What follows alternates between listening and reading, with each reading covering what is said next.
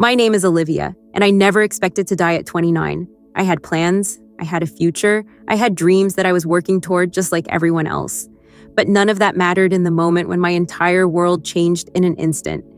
It was a normal evening, a long, exhausting day at work, a stop at my favorite coffee shop, and then a late-night drive home. The roads were quiet, the sky was painted in deep shades of navy blue, and I was lost in my thoughts, thinking about nothing in particular. That's the eerie part. I didn't feel anything unusual. No sense of warning, no premonition, just another night. And then, the lights. Blinding headlights appeared out of nowhere, speeding toward me, fast, too fast. My body reacted before my brain could, hands gripping the wheel, a sharp inhale of breath. Impact. A force so violent, so brutal that I barely had time to register what was happening. Metal crushed around me like paper. The sound of screeching tires and breaking glass filled my ears before a deafening silence swallowed everything. Then, darkness. But here's the strange part. I was still aware.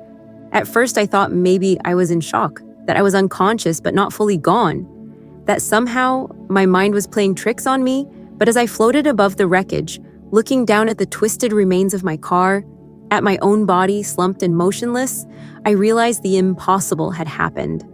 I was dead, yet I wasn't afraid. No pain, no panic, just an overwhelming sense of stillness. A quiet that didn't feel empty, but full. Something was there, and then I felt it. A pull, not like a hand, not like gravity, but something else entirely. A force drawing me away from the world I had always known. The wrecked car, the flashing red and blue lights of emergency responders arriving, the strangers running toward the scene. It all began to fade, like a dream slipping from memory. I was being carried somewhere. Everything around me was shifting. At first, there was nothing but darkness, a vast, infinite blackness stretching in every direction. Yet I wasn't afraid. There was a strange sense of comfort, as though I was exactly where I was supposed to be. Then a glow, faint at first, just a small flicker in the distance. But it grew, brighter, warmer, until it became undeniable.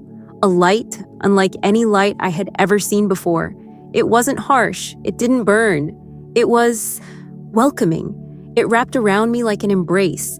And that's when I realized I wasn't alone. The space around me was filled with something. A presence. No, many presences. Voices, whispers, echoes of people I couldn't see, but could somehow feel. I turned, expecting to find faces, but there was only light, stretching infinitely. And then, a shift. A new presence entered the space, different, stronger, a force so powerful that I felt my very being tremble in its wake. I didn't need to see him to know. I knew exactly who he was. Jesus! But not like the paintings, not like the images I had seen in church. He wasn't just a figure. He wasn't just a man. He was everything. Radiant, golden, pure, but beyond all of that, he was love. The very essence of love itself. It filled every inch of my being, flooded every part of me in a way I had never imagined possible. He looked at me, and in that single moment, I understood something that words could never capture. He knew me. Every thought I had ever had, every emotion I had ever felt, every secret I had ever buried deep inside myself. He knew all of it, and still, he loved me. I wanted to speak, to ask where I was, to ask if I was truly gone. But I didn't have to. He already knew my questions. "There's something you need to see," he said. His voice wasn't a sound. It wasn't something that reached my ears. It was something that resonated through me, like truth itself settling into the core of my soul. I barely had time to react before the space around me changed. The light, the infinite openness. It all shifted in an instant. I was no longer in the presence of pure energy. I was somewhere else, somewhere ancient, somewhere forgotten. And that's when the visions began. I barely had time to react before the space around me changed. The light, the infinite openness. It all shifted in an instant. I was no longer in the presence of pure energy. I was somewhere else, somewhere ancient, somewhere forgotten. At first, I couldn't understand what I was looking at. The world around me was vast, stretching into the distance like a painting too enormous for my mind to process all at once. Towering structures made of stone and gold stood beneath a sky that seemed larger than anything I had ever known. The air shimmered, not with heat, but with something alive. Something powerful. The people. They walked with purpose, draped in garments of deep, rich colors, reds, blues, and golds that shone in the sunlight. Their skin, dark and radiant, glowed as though kissed by divinity itself. Their eyes were sharp, intelligent, filled with a knowledge that ran deeper than words. This was no ordinary place. It was a kingdom unlike any I had ever seen in history books. The architecture was unlike anything I had ever been taught. The language flowing from the people's lips was foreign, yet somehow I understood it. I turned to Jesus, my voice finally finding me. Where am I? His eyes were filled with something heavy, something that made my chest tighten with the weight of what was coming. You are seeing what was, he said, what has been hidden. His words weren't just heard, they settled into my soul, pressing into the deepest parts of me. And then, as if my eyes had been unsealed, I knew. This was Africa, but not the Africa I had been shown in school. Starving children, endless deserts, a place of struggle and suffering. Number. This was a land of majesty, of power, of kings and queens who ruled with wisdom and knowledge that had been passed down for generations. I saw temples and libraries filled with scrolls, sacred texts written by hands that understood the secrets of the universe. The people knew things that the modern world had long forgotten. They don't know, I whispered, my voice trembling. Jesus turned to me, sadness in his eyes. They were never meant to. The moment he spoke those words, the world around me shifted again. The sky darkened. The golden city began to fade like sand being carried away by the wind. The vibrant colors dulled into gray. The voices of the people, once strong and full of life, were drowned by something else, by screams. And suddenly, I wasn't in a kingdom anymore. I was in chains. The air was thick with heat and suffering, the scent of sweat, salt, and something even heavier. Despair wrapped around me like a suffocating fog. My wrists burned. I looked down and saw iron shackles cutting into my skin. I wasn't alone. Hundreds, no thousands of people stood with me. Men, women, children, all of them bound, their dark skin slick with sweat, their eyes hollow with exhaustion. A woman beside me clutched a child to her chest, whispering a song I somehow recognized, even though I had never heard it before. It was a song of sorrow, of longing, of a home that was being stolen from her. The ground beneath us was wood. The space was cramped. The air was filled with the sound of coughing, crying, prayers muttered under breath. A ship. I was on a slave ship. I gasped, my heart pounding. My mind screamed that this wasn't real, that it couldn't be real, but I felt it. The pain, the hopelessness, the horror of it all. I turned, my eyes searching for Jesus, but I didn't see him. Instead, I saw something worse. I saw men. Their skin was pale, their faces stern, their hands gripping whips and weapons. They barked orders, pushing, striking, treating the people around me as if they were less than human. I wanted to scream, to fight, but I was powerless. A voice whispered through the darkness, ancient and full of sorrow. They were taken, stolen, erased. I turned, and suddenly, I wasn't on the ship anymore. I was somewhere else, somewhere even more terrifying, a market. Bodies were lined up, chained together like animals. A man stood on a platform shouting numbers, calling out prices. Women were grabbed, inspected like merchandise. Children cried for mothers who had already been sold. A man was dragged forward, his face bloodied, his eyes vacant. No, I whispered, this can't be real. Jesus' voice was behind me now, gentle but firm. It is. Tears burned my eyes. The pain was unbearable.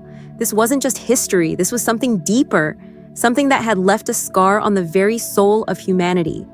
And then I saw something even worse. I saw the rewriting. I saw the books, rewritten to hide the truth. I saw the paintings changing the faces of the powerful. I saw the lies being crafted, replacing kings with slaves, replacing wisdom with ignorance. They don't know who they are, Jesus said. I turned to him, my breath shaking. Then tell them, show them. His eyes held something deeper than sadness, something heavier than grief. They wouldn't believe me. A silence fell between us, and I realized something that made my chest tighten. This wasn't just about history, this was about identity, a stolen identity, and the world had made sure they would never remember. Jesus took my hand, and the world around us faded to black. The blackness wrapped around me like a thick veil, swallowing the echoes of the past. My chest was tight, my breath shallow, though I had no body, no lungs to fill, no heart to pound. But I still felt everything. Every cry from the market, every snap of the whip, every tear that had fallen onto the wooden floors of those ships. I wanted to scream, to undo it, to take it all back. But I couldn't. I turned to Jesus, desperation burning in my voice. How? How did this happen? How could something so great, so powerful, be erased like this? His eyes held a sadness that words could never capture. He didn't answer right away.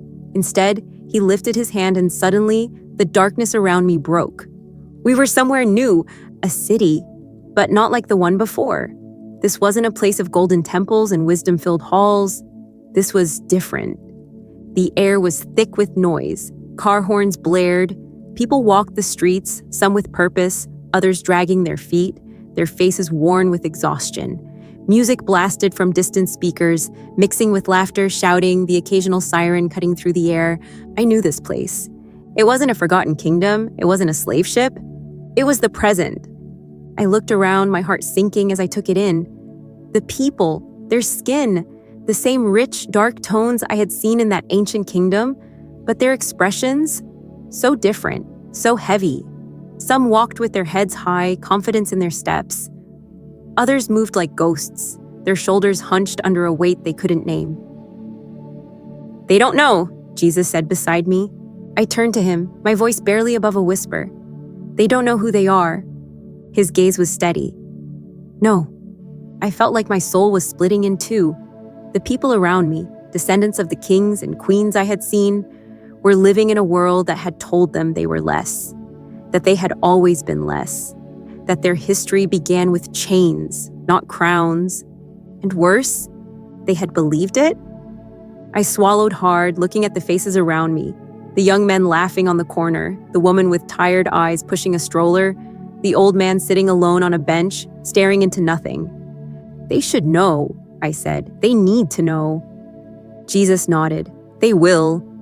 His words sent a shiver through me, but before I could ask what he meant, the world shifted again. The city faded, and I saw something else. It was the same people, but different. Their backs were straighter, their eyes burned with something fierce, something powerful. They weren't just surviving, they were rising. "They're waking up," Jesus said. And I saw it, the shift, the realization, the remembrance.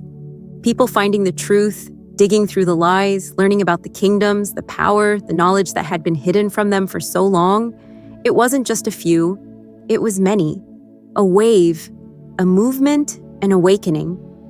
"The world has tried to keep them asleep," Jesus continued, "tried to distract them, tried to silence them, but truth cannot stay buried forever." My chest tightened, emotions crashing into me like a storm. I saw it now. It wasn't just about history, it was about destiny. The world had spent centuries making sure they never knew who they were, because the moment they remembered, everything would change. "They were always meant to rise," Jesus said softly. "They are more than what they have been told." I turned to him, tears in my eyes. "Then why don't you just tell them? Show them what you showed me?" His expression was knowing. "They wouldn't listen to me." I felt the weight of those words heavier than anything else he had shown me. Because I knew they were true, the world had twisted his image, reshaped his message, used him as a tool to control instead of to free. If he spoke now, in his truth, in his fullness, would they even recognize him? "They have to find it themselves," he said, "but they are not alone." A warmth filled the space between us, a light different from before. It wasn't just shining, it was spreading, like fire catching, like roots growing beneath the surface. It was already happening, the awakening. "The time is near," Jesus said, his voice full of something I hadn't heard before. Not sorrow, not grief, certainty. "They will remember." I turned back to the vision before me, the faces of the people, their eyes glowing with something new, something ancient. And for the first time since this journey began, I didn't feel sadness. I felt hope. I turned back to Jesus, my mind racing with everything I had seen, everything I now knew. The truth was overwhelming. The stolen identity, the rewritten history, the intentional erasure of power, wisdom, and knowledge. It was all by design. And yet, even after centuries of being told they were nothing, the people I had seen still stood. They still survived. And now they were beginning to remember. They will know who they are, Jesus had said. But how? How could an entire world, conditioned to believe a lie, suddenly wake up to the truth? I felt my chest tighten, my thoughts swirling in a storm of doubt. What if they don't believe it? I asked. What if they reject the truth? What if they refuse to wake up? Jesus looked at me with something deeper than patience, something deeper than time itself. Not all will, he said simply, but many will. I swallowed hard. How do I tell them? You don't have to convince them, he said. You only have to speak the truth. The ones ready to hear it will listen. I opened my mouth to respond, but before I could, everything around us changed again. The city, the movement, the awakening, it all dissolved into golden light, and I was standing in the darkness again. The place where it all began. The weightlessness returned. That feeling of floating, existing without a body. But this time, I felt something pulling at me, tugging. Not in the same way that had brought me here, but in the opposite direction. My time was ending. I was going back. Panic rushed through me. Wait, I said quickly, turning to Jesus. I can't go yet. Not yet. He stepped forward, placing a hand on my shoulder. You have seen what you needed to see. But I don't know how to tell them, I whispered. I don't know where to start. Jesus smiled. A knowing smile, a gentle one. The words will come when you need them. I shook my head, frustration bubbling up. I don't even know if they'll believe me. His eyes softened. It is not your job to force belief, only to plant the seed. The truth has its own power. The pull grew stronger. My vision blurred. The golden light around him brightened. I gasped. Wait, Darkness. Then pain. I felt pain. A searing, sharp ache shooting through my chest. Air rushed into my lungs, my body jerking violently, my heart pounding against my ribs. I opened my eyes, fluorescent lights, a ceiling, beeping, voices. I was back, alive. I turned my head, wincing as pain radiated from my neck down to my spine. Wires and tubes were attached to me, machines surrounded my hospital bed. The smell of antiseptic filled the air. A nurse gasped, "She's awake!" More voices, hurried footsteps. A doctor appeared above me, shining a light into my eyes, asking me questions. I barely heard him. It all felt wrong, like I had been ripped from something I wasn't supposed to leave. I tried to sit up, but a wave of exhaustion slammed into me. My body felt heavy, my limbs weak. But none of that mattered. Because I remembered all of it. The kingdom, the chains, the forgotten history, the awakening. Jesus, it hadn't been a dream. It was real. Tears filled my eyes as the weight of everything hit me. I had died. I had left this world. I had stood before Jesus himself, and he had shown me the truth. I closed my eyes, the words he had spoken still ringing in my mind. They will remember. A nurse touched my arm gently. You were gone for 3 minutes, she said softly. No pulse, no breathing. And then, just like that, you came back. 3 minutes. 3 minutes in this world. But in the place I had been, it had felt like forever. I took a shaky breath, my hands gripping the hospital sheets. I had to tell them. I didn't know how. I didn't know if anyone would listen. But I knew one thing. The world had done everything in its power to erase the truth. But the truth was coming back. And no one could stop it.